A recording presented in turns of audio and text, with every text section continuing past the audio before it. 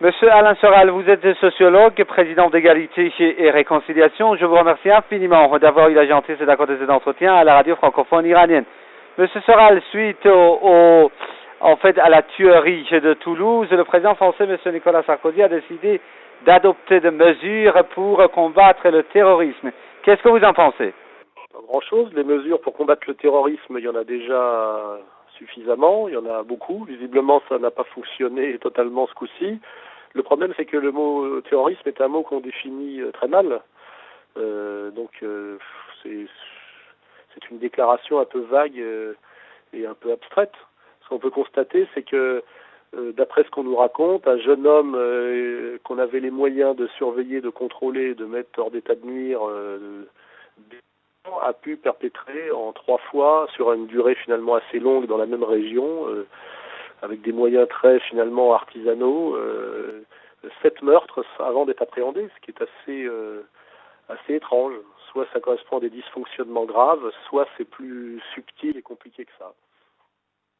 En fait, M. Soral, on dit qu'un groupe lié à Al-Qaïda a en fait revendiqué la responsabilité de cette tuerie. Comment vous l'expliquez? Déjà, Al-Qaïda, c'est un peu comme les Anonymous. Tout le monde peut s'en réclamer par définition, puisqu'on ne sait pas trop. C'est une organisation sans tête. On ne sait pas trop ce que ça veut dire. On avait des gens d'Al-Qaïda qui ont fait la conquête de la Libye avec Bernard-Henri Lévy. Alors, est-ce que c'est les mêmes? On a des Al-Qaïda un peu partout. Voilà, donc tout ça ne vaut rien, quoi. Les gens prétendent qu'Al-Qaïda est une entreprise autonome, d'autres que ça n'existe pas, d'autres que ça travaille directement avec la TIA. Moi, je ne peux pas prendre ce genre de choses au sérieux, parce que ça manque de sérieux fondamentalement, quoi. M. Soral, on dit qu'en fait le tueur était connu d'ores et déjà des services secrets français. Je regarde sur Internet depuis hier son CV. C'est un type qui a fait tellement de choses pour un garçon si jeune qu'on dirait presque un héros de cinéma, et même plusieurs, parce qu'il était en même temps au Pakistan, en même temps en prison en France. Il a été à la fois djihadiste et délinquant au Pakistan. Il s'est mis au service d'Al-Qaïda, mais en même temps, il a été mis en prison au Pakistan et expulsé du Pakistan. Il a été pris par les Américains. Il lui est arrivé des tas et des tas de choses étranges qui sont parfois même très contradictoires, ce qui fait qu'on ne sait pas bien à la fin pour qui il roulait, quoi. Et surtout, c'est très étrange qu'il ait pu se balader dans la nature et tuer autant de gens sur une période finalement très longue, en étant tellement repéré, sans être appréhendé avant.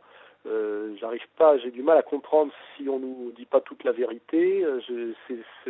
Son personnage est un peu comme le personnage de Breivik, la norvégien, ou un peu aussi comme Mohamed Atta. On a un islamiste radical qui en même temps est un fêtard qui se teint les cheveux en rouge. On nous dit qu'il était très gentil, mais aussi qu'il menaçait tout le quartier avec un sabre. On ne sait pas si c'est un pieux musulman ou un décadent occidental. Enfin, il est plusieurs personnes à la fois, visiblement, et je n'arrive pas vraiment à cerner le personnage. Et tout ce qu'on nous en dit dans les médias et ce que nous dit la police et l'État, tout ça est incohérent et incompatible pour désigner une seule et même personne. Donc c'est très étrange, quoi. Ce qui est intéressant également, c'est ce que dit en fait le président français, M. Nicolas Sarkozy. Il dit que voilà, cette personne, vous voulez mettre à genoux la République française. Est-ce qu'une seule personne vraiment est à même de mettre à genoux la République française? En tout cas, si on regarde les faits et à qui profite le crime, il a plutôt rendu service en pleine période électorale à une logique, je dirais, de droite sécuritaire, pro-sioniste et anti-islam.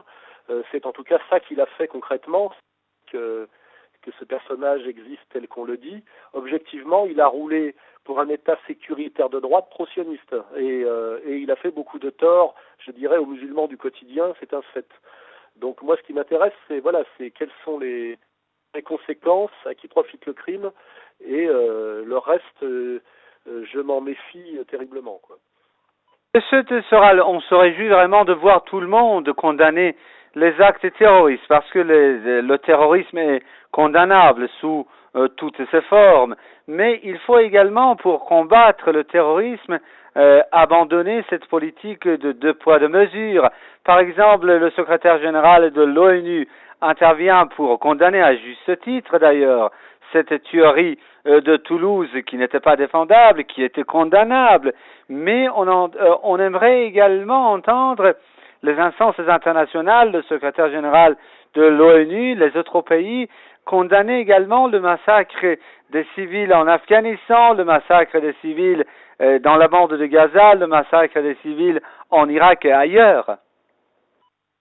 Oui, et aussi en Libye, sous les ordres de Bernard-Henri Lévy, exécuté par des talibans, pas des talibans, par des Al-Qaïda, qui visiblement avaient la même idéologie que le jeune homme dont on parle, si tant est que ce jeune homme est tel qu'on nous le décrit.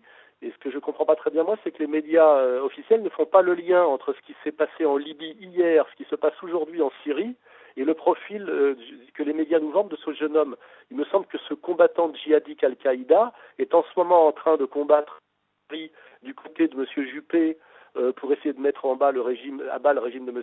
Assad, et se battait hier sous les ordres de Bernard-Henri Lévy pour détruire la Libye de M. Kadhafi. Donc j'arrive pas à savoir si c'est bien ou si c'est mal. C'est un peu contradictoire, je dirais, au regard de l'idéologie dominante. Hein. Et évidemment, pour répondre à votre question, je crois que vous n'avez pas compris le petit mot qui change tout, c'est le mot juif. Je veux dire, on peut tuer des enfants tant qu'on veut à Gaza avec du phosphore blanc, on peut tuer des soldats français en uniforme, d'ailleurs qu'ils soient d'origine antillaise, maghrébine, qu'ils soient catholiques ou musulmans. D'un seul coup, tout se met en branle et dès qu'on parle du crime de lumière qui consiste à tuer des juifs. Je veux dire, à ce moment-là, effectivement, 200 policiers se mettent à rechercher l'ennemi public numéro 1 de l'humanité, alors que 3 jours avant, cette même personne, ce qu'on nous dit qui tuait des soldats français, ça restait un fait divers. Je crois qu'on a bien constaté quelque chose qui devient maintenant une réalité officielle, je dirais, de ce qu'on appelle la communauté internationale, et non plus simplement la vérité d'une religion qu'est le judaïsme. C'est qu'en réalité, il y a 2 niveaux d'humanité maintenant, c'est explicite dans le traitement des 2 séries de meurtres en France. D'abord ceux de Montauban, qui était un fait divers, puisque c'était des militaires français, qu'ils soient d'ailleurs originaires des Antilles ou musulmans ou catholiques, et puis après il y a des petits-enfants juifs où là d'un seul coup 200 policiers se mettent en branle, la campagne électorale s'arrête, et on prétend que c'est un drame universel au-dessus de tous les autres.